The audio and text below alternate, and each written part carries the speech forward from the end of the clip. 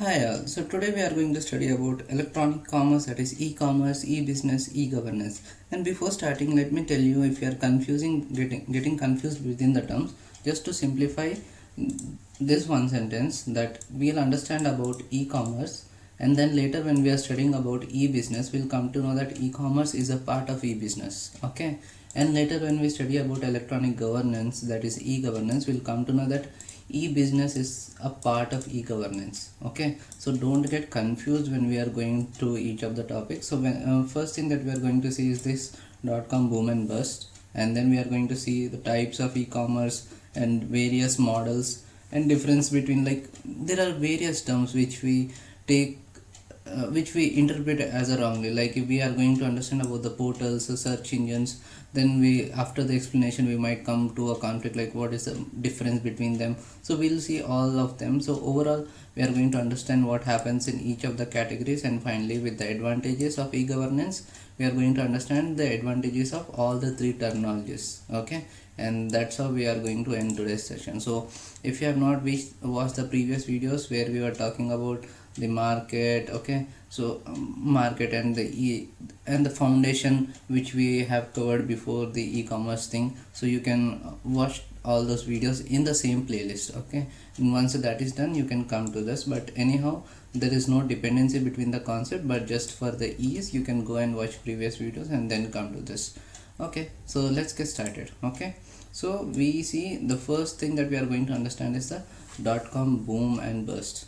So this .com is nothing but when we write google.com. Okay, so that extension is what we known as a .com. So overall what we are going to understand about this story is, there was initially the, what I can say, the use of this .com is done in such a way that it became that we are making the fake use of .com, and so the bubble was created. The, like, if we see machine learning, just companies are saying so that they could increase their share values. So in that manner .com was used so as to increase the share values, and then finally when the reality came into the picture, that is people or the investors came to know about the reality, that bubble got busted. So that was a simple one liner. Now we are going to understand what is actually a .com boom and bust within the 2 minutes. Okay, so first what happened is, if we see in the USA in 1993, the initially internet was considered as a place where the business could be done. Okay, now as soon as this idea came into market, people were people were trying to give the models, the business models, the market models, everything which could be making use of the internet, because that was the beginning of the internet, and at that time internet is proposed to be used in the business. Okay, so everyone was coming with the various different kinds of models, and even there were very much too many people who were like individual funders who are available for at that time. So people were simply learning the website making, they were simply creating the website, and the main intention behind the most of the websites was to get the most of the viewers, and from them we can display much of the advertisement on our site, out of which we could earn the revenue. So that was the plan of most of the people. Okay, now the firms that were coming out of the market were mostly like firmname.com. Okay, so this thing initially started, still we have not reached the state where we can see the .com bubble, right? We are only seeing that, okay, now firms are starting to come into picture whose names were like firmname.com. They were having their own website, so as to let the people know about what their business is, what they want to show, what is the information around is happening. It might be the news related things, or it might be something that is happening in the organization, or something that organization is giving to their customers. So to show all these things, they were having the websites. Okay, for sure they were having advertisements all across the website so as to earn the revenue. So that was like a side business for everyone. Okay, so far so good. Okay, now we can see the organizations or the firms which were using these kind of websites, they were comparatively getting more profited. Okay, they were like becoming millionaires within some days. Okay, so seeing this, all the peoples were trying to have their website done with the x.com, because initially the people who were getting rich were used the website firmname.x.com. Okay, not firmname.x.com, it's like firmname.x.com. com. Okay, so then we can see that initially websites was used for advertisement, for showing their business, and later on they started posting the information in such a way to increase their share values. Now this is a crucial point. Okay, so now as we know that many companies try to show that okay, they are using artificial intelligence, they are using machine learning, they are going to use the blockchain. So they are using it or not, that is a different case, but they for sure show it on their portfolio or their panel or their portal that they are going to use it. So all these things is just to increase their share value. Okay, I'm not talking about all the companies, but there are companies. But in the 1993, when this was the beginning of like internet was initially used for all these things, people were doing such kind of things. So in that way they were increasing their share values, more income was coming, and people were getting richer and richer, so they were making more money out of it, and more rumors were started posting on their websites. So in this way they were like becoming or they were earning a hell lot of money.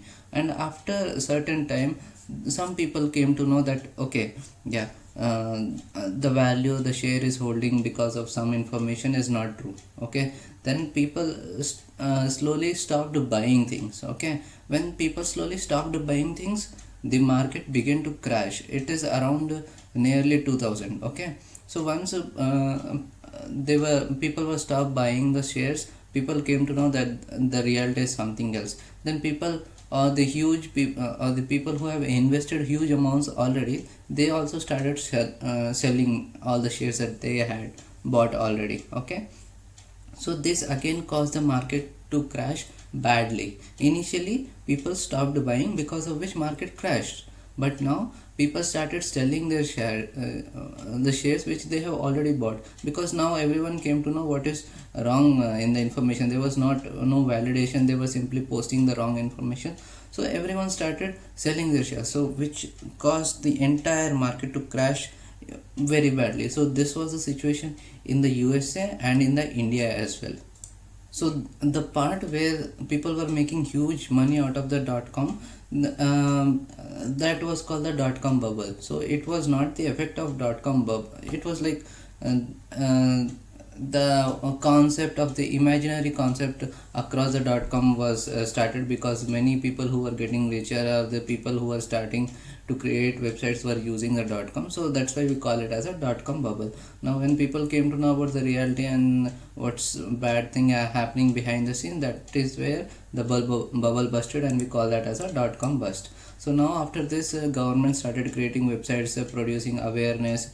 Okay, and providing websites or portals where they could verify all the news, and all those things came into picture later, because now the government and even the people were aware of the usage of the internet. So the intention that government is now having is to provide the access to internet to everyone, and also they need to make sure that no illegal activities and all that sort of thing is happening. So they were starting to produce awareness. So that was all about the dot com boom and bust. Okay, now let's see the type of e-commerce. So types of e-commerce is rolling about these three alphabets, that is B, C, G.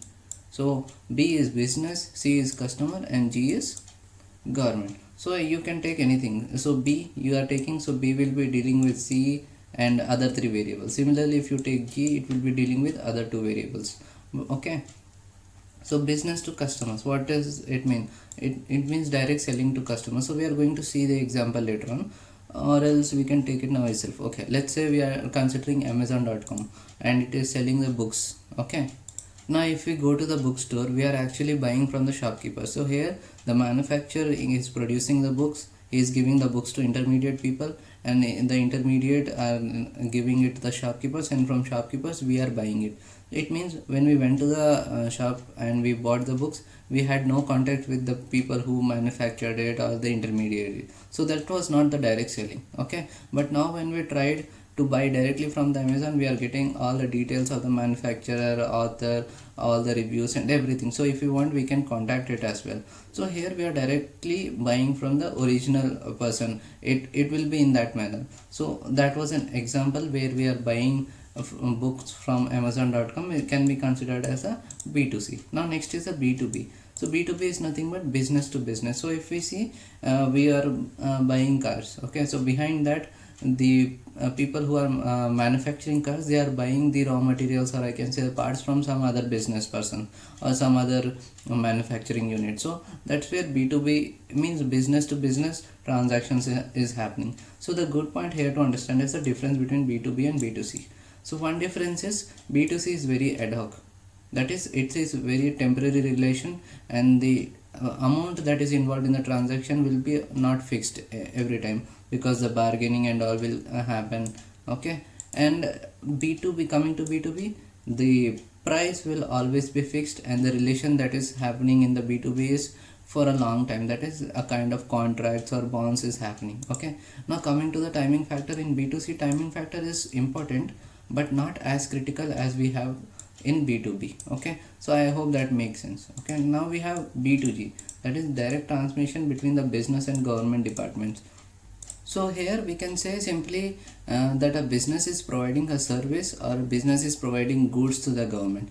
Let's say there's a company from which India is buying jet fighters, and that company is providing goods to the government in the form of jet fighters, okay. That was just an example. So here it might be, let's take one more example. Suppose we are coming to know, okay, this kind of virus or this kind of ransomware is going to happen in future. So we, instead of hiring the security consultant and making the complete department in a very short span of time, instead of that the government will contact to a business person who already deals with the security or cyber security thing. So they will try to provide security to the government departments. So in that way the business is providing services or goods to government, we call that as a B2G.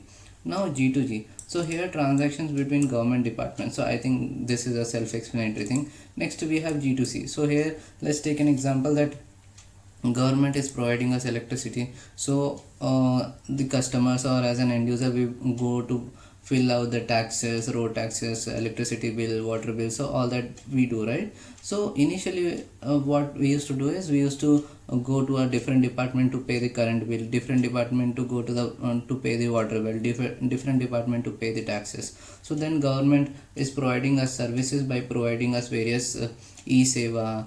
That was just an example in our Telangana and Andhra Pradesh, where we have a single place or a single point of contact where we can pay all kind of our bills and dues. Similarly, we have this popular Bhumi Shakti application, where each farmer can come and enter his details and get to know about the details of any kinds of lands. So those kind of portals, I can say, which the government is providing to serve his customer, is known as G2C.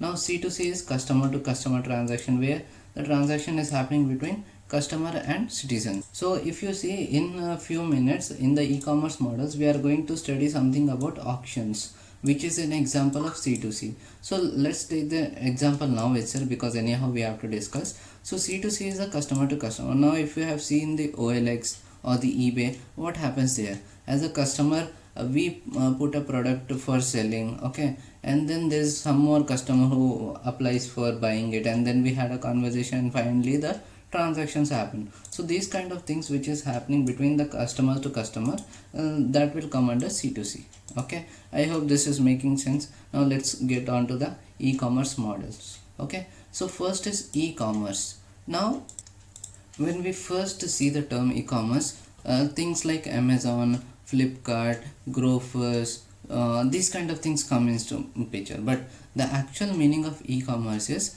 any business that is intended to make the use of internet artifacts, okay. Like we can say, okay, let's take an example that for doing the business, the company is dependent on the internet. For communicating with its customers, or communicating with its clients, or doing the supply chain management, it is dependent on the internet, okay. And then to provide the goods, that is for transportation, it is making use of the internet. So if all these things, that is kind of a core functionality of business, is dependent on the internet, then we call it as a e-commerce. I hope now that makes sense, because initially there were such narrower things we were focusing on about e-commerce, but the whole thing behind the e-commerce is when we try to do business whose functionality is dependent on the internet, we call that as a e-commerce. Next, coming to portals. So web page that can act as an entry point to the web, listing pages as theme search facilities. They are pure play and do not involve e-commerce. So here the portals is like, okay, when you are opening about, okay, let's take an example of BHEL, or let's take any example. Okay, so let's say when okay, let's take an organization X. Now when I want to know what is happening in the organization, there could be hundreds and thousands of facilities or services that is happening inside the organization. So if I want to know all at once, that is not possible, right? So every organization will have a portal. I can say that every book has an index. Similarly, every organization will have a portal. So this portal will have a heading and all the indexes or links or pages related to that heading. Then the second heading, then all the links and pages related to that heading. So that is how people will see, okay, what is their requirement and what is it that they want to understand in each heading. Then they will click on that link and they will be redirected to their particular response page which the user is intended to search. So that's how the index of the web page, or I can say all the links and all the pages or all the documents related to the organization is kept in the indexed format on a home page of any website. Okay, that is called as a portal. So now if we see in search engine, so when we try to search something in the search engine, it will go to all the pages or all the websites available across the internet. Okay, then it will try to crawl, it will try to create the indexes, and it will store the indexes in the database, and then it will try to give us the pages or the website which are more relevant to the searches. Okay, so here also we are searching. In the portals also we have the facility to search. Now what's the difference between portal and search engine? So the difference is, in portal, like we say, we go and upload our website. Okay, I'll say that I have created this. Now I want a particular index to be created for this in the index page. Okay, like in the book I have created one more chapter. I go and write that chapter manually on the index. So that's how portals work. Okay, so you have to create an index and let the portal know that, okay, your site is existing. But search engine is not like that. Search engine will search across the net, complete net, and see based on the relevance between the user's interest and based on the relevance of the content on each of the page available on the internet. Based on that, response will be given to us. Okay, so for portal example I can take Yahoo. Okay, but for search engine example I can take Google. Now don't say Yahoo is the search engine, because the algorithm that it uses is not even near to what is qualified for search engines. Okay, so one of the, okay, so basically behind search engine there are too many algorithms running on. So I want to point out two algorithms for now. So in traditional way, the algorithm behind the search engine was the word count. So if suppose I search about Apple, so search engine will see all the web pages across the internet, and it will see that each page is having how many times Apple in its content. So if the page is having 100, let's say search engine came across two pages. One page is having 100 times Apple repeated, another page is having Apple repeated twice only. So here the search engine will give priority to the page where 100 apples were written. So here basically we are focusing on how many times the word is repeated. Okay, but later we came to know that that is not the correct sense. Okay, nowadays what is happening in the search engine is, when I search about a content and suppose search engine come across is the two pages, now this time instead of focusing on the word count, the search engine will see, okay, for the first page how many referrals are there, that is how many other pages are linked to this page, and similarly how many other pages are linked to the second page. So that's how it will prioritize the pages, or I can say it will give the weightage to the pages and it will show accordingly.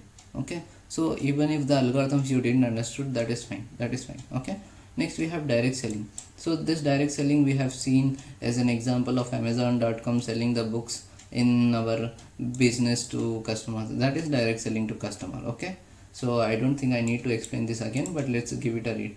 Goods sold through website. Sellers directly connect to buyer, characterized by convenience, larger choice, ability to search easily. Okay, Now coming to auctions, this again we have studied about C2C, where we have taken an example of OLX, or we can say the eBay, right? So I hope all these 5 types of e-commerce models are clear. Now let's talk about the aggregation, which is our final form of e-commerce model. So in aggregation, right, it's just a cluster, okay, group of members. Aggregation means a group of something. So before focusing on this type of model, let's understand what is bidding. So suppose there's a product in front of me, okay, and we are 10 buyers. So what we will do, we'll mention that I want to buy at 10, the other person will say he wants to buy at 20, the other person will say he wants to buy at 100 rupees. So finally at the end of certain duration, whichever buyer is mentioning the highest price, that is the highest bid is done by whichever buyer, the product will be going to the buyer who mentioned the highest bid. So that is called bidding, if you know, well and good. Otherwise this was the process of bidding. Now if you see, if there are more buyers, the seller is getting more value, because then there will be competition among the buyers to have the highest bid done, and that person will get the bidding. So here basically the buyer is getting the product, but seller is also getting the profited, because there were more people in the buyer side. Similarly, if there are more sellers, buyers will get profit, because the sellers will have competition among themselves, and the buyer will have a comparative advantage, or I can say significant advantage. So here if we see overall, when there is a huge in numbers in terms of buyers and sellers, both are getting benefited. So this is the reason why the bidding was shifted to online platforms, so that even any person from any part of the globe can come as a buyer, and any person any part of the globe can come as a seller. So by focusing on the point that more is the number of buyers, more is the number of sellers, both of them are getting beneficial. So based on that, this the websites came into picture which allowed bidding, okay. So these aggregation, so aggregation means the grouping of members for buying and selling using the process of bidding, is the model in the e-commerce which we call it as a aggregation. So here just an example, that most aggregate deals, that is a bidding thing for the deals, are done with the industrial products, because there might be multiple companies who are taking raw materials from one company. It might be kind of tender as well. So it can happen with the government as well. So when any private organization want to build any bridge or building for the government will put a tender, and the private organizations will do bidding for it, and whoever does the highest bidding can take the tender, or I can say contract. So that was just an example, okay.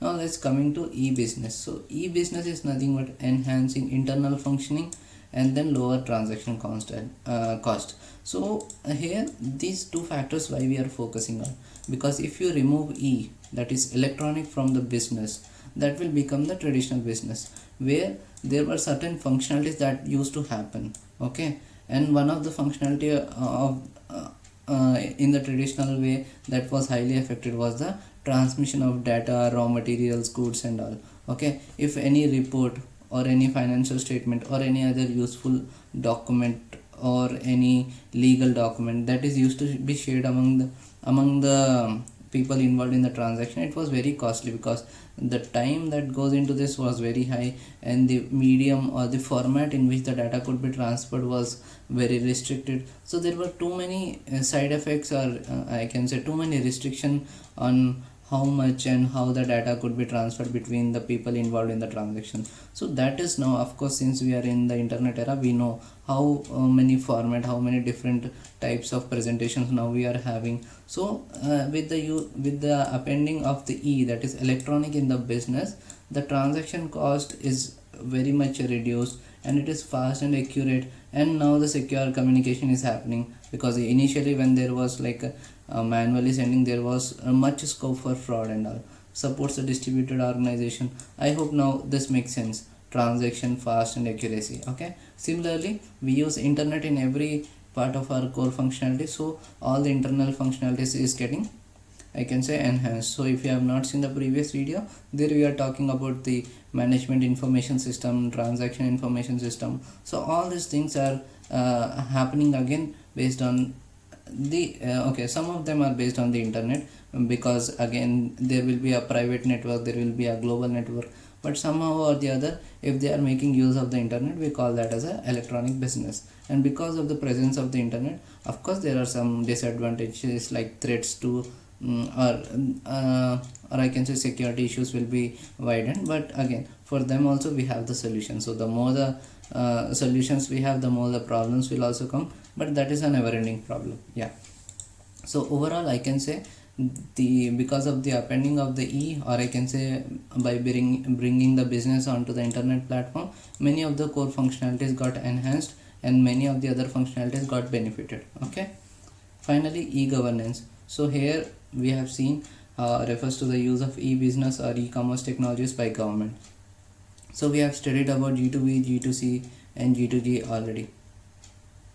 This is our G2G, this is our G2C, and G2B is like government providing services or goods to business. So for example, let's say government is saying that okay, so if you one of the best example is like every business needs to have its identification number. Okay, that is something will related to tax. Okay, it is a tax identification number. Like as an individuals we have Aadhaar card, like similarly the organization or the private organization will have a tax identification number given to them by the government. So whenever they are filing any legal documents, or they are paying taxes, or they are taking any more lands, or doing any kind of stuff, if they were need to prove their identity, they will be using transaction this tax identification number. So here the government has provided the service to the G2B. Here the government has provided the service to business that they can pay their taxes online, and they can avail various kinds of, like when we use our cards,